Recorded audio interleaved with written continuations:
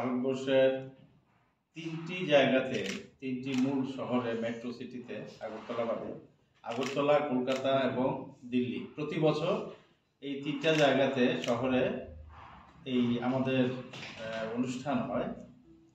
সেই অনুষ্ঠানে শুধু ভারতবর্ষের নয়, বিশ্ববিখ্যাত বিভিন্ন শিল্পীরাও অংশগ্রহণ করে। আমাদের সৌভাগ্য যে আমরা বিশ্ববরেণ্য শিল্পীদের নিয়ে তিনটে শহরে এই উচ্চাঙ্গ সঙ্গীতের উপর কার্যক্রম করি।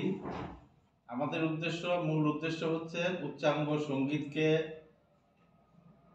বাঁচিয়ে রাখা, তার বিস্তার ঘটানো এবং মানুষের মধ্যে তার প্রভাব যেন বৃদ্ধি পায়, সেটাই হচ্ছে মূল উদ্দেশ্য।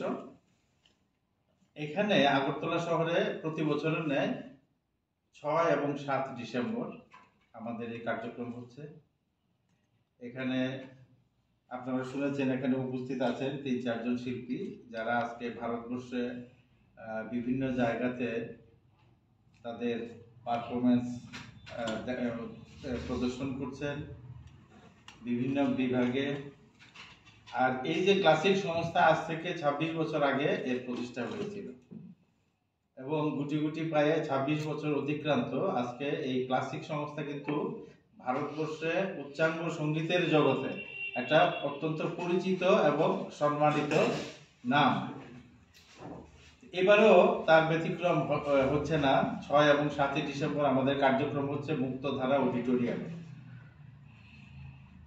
এই মুক্তধারা অডিটোরিয়ামে যে হচ্ছে, এখানে 6 তারিখ শুরু হচ্ছে আমাদের এই কার্যক্রমের সম্পূর্ণ বিস্তারিত এখানে আছে, আপনারা নিয়ে নেবেন। তবু আমি বলছি যে উদ্বোধন করবেন অনুষ্ঠানের স্বামী অমর্তানন্দ মহারাজ, রামকৃষ্ণ মিশনের সেক্রেটারি উনি।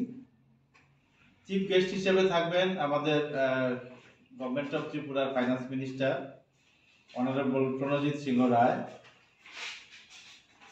Mayor Agartala city honourable Dipak Majumdar. Special guest হিসেবে থাকছেন শ্রীমতী কল্যাণী রয়, অনারেবল MLA এবং chief whip of Tripura legislative assembly. তারা থাকছেন। স্পেশাল গেস্ট হিসেবে থাকছেন আমাদের অনারেবল MP রাজ্যসভা শ্রী রাজীব ভট্টাচার্য মহোদয়। আর আমরা প্রতি বছরই 3 জন 4 জন